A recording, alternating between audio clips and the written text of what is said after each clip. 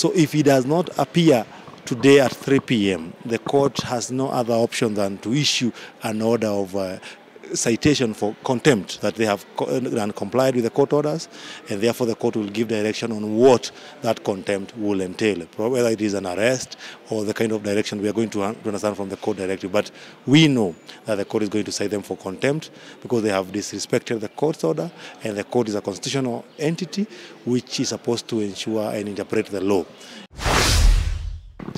How are you? We are well. Just from court with the IG's case. In the event that he does not appear today at 3 p.m., what consequences is he set to face?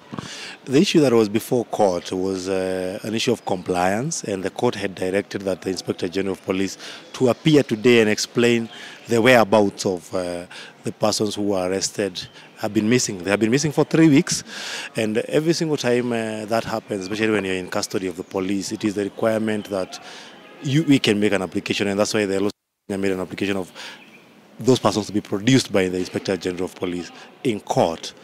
We came here on that. The Inspector General was not present. He did not produce them in court.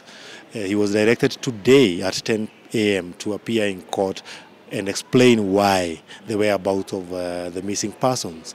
So if he does not appear today at 3 p.m., the court has no other option than to issue an order of citation for contempt, that they have complied with the court orders, and therefore the court will give direction on what that contempt will entail, whether it is an arrest or the kind of direction we are going to understand from the court directive. But we know that the court is going to cite them for contempt because they have disrespected the court's order, and the court is a constitutional entity which is supposed to ensure and interpret the law. And therefore, the Inspector General, whose position is created in the Constitution, and a public servant, has no other duty than to respect the Constitution and to respect where the source of his authority, which is the Constitution. Therefore, at 3 p.m.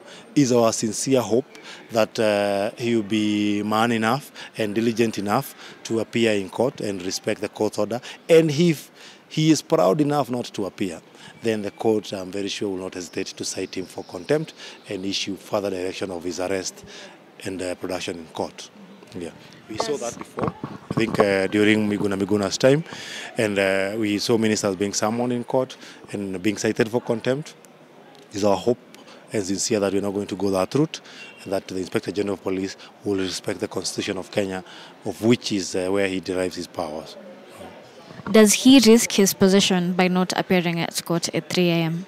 Definitely, if he doesn't appear and he's cited for contempt by disrespecting the court, I am very sure we shall also be taking further actions in regard to his holding that position, because there's no way you can be holding a public position which is created in the Constitution, and yet you don't want to respect the constitutional bodies which are created by the court to interpret this law and give orders. And therefore, when a court gives an order, if it was a normal civilian and he was invited and the court had directed they be produced in this court, I am very sure we will have seen police all over arresting them and carrying them to bring them to court. So even this time around, we want to see compliance of the court order, and we have been witnessing blatant disrespect of the Constitution by various entities, especially the police. When we saw court giving a direction in Malindi that the police should not use water cannons and live firearm against protesters, but unfortunately the courts have, the police have been non-compliant. It is a very sad state, and that clearly is taking this country to the dogs, which we should not allow, and we shall not allow as lawyers. Yeah. And on a different situation, I just wanted your opinion on things. Recently, we have seen a case of body shaming on social media. We have seen a bishop who was in an interview, and he said some words that did not sit well with a young lady, Priti Vishi.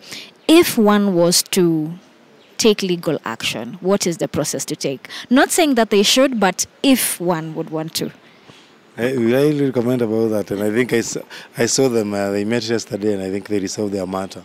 So normally any form of defamation or libel is an issue which someone can file in court, but you know there are also options of people settling the matter out of court, which I believe that is what the bishop and the lady have been trying to pursue. So I wish not to comment further about that matter. Yeah. I understand. Thank you so much, Wakili.